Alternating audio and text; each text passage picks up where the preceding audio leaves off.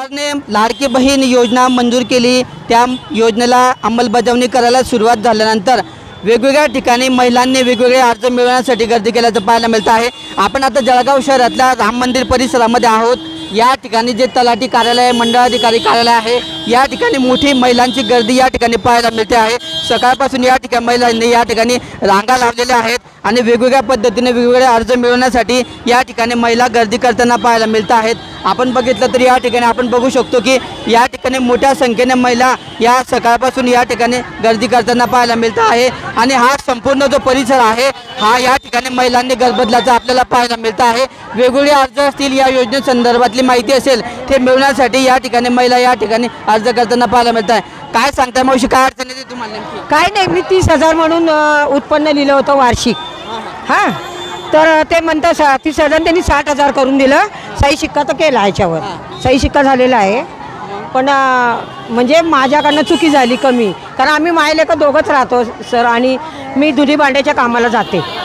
Oasis फर्टिलिटीच्या तज्ञांनी IVF उपचार पद्धतीद्वारे 1 लाखांहून अधिक जोडप्यांना मातृत्व प्राप्तीचा आनंद दिला आहे।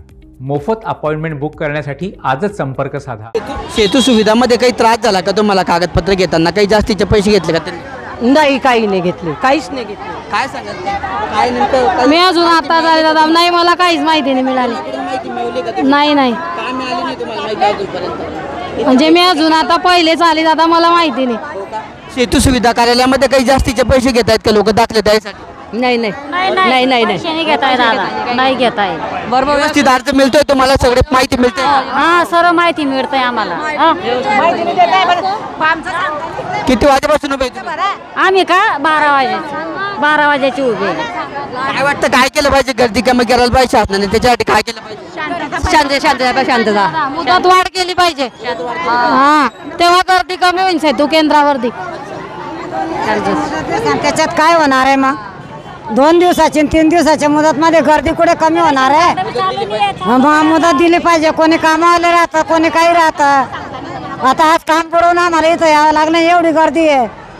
तर या ठिकाणी आपण बघितलं की वेगवेगळ्या अडचणी या ठिकाणी महिलांना येत आहेत, पूर्णतः माहितीसुद्धा मिळत नाही आहे।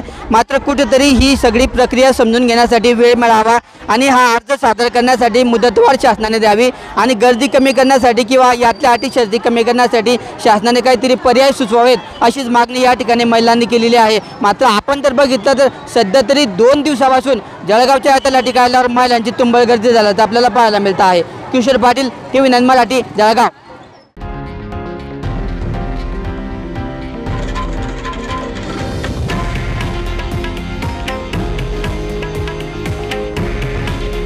हे आहे देशातील नंबर 1 न्यूज नेटवर्क आणि आपण पाहत आहात TV9 मराठी। काळजी तुमची, हित महाराष्ट्राचं।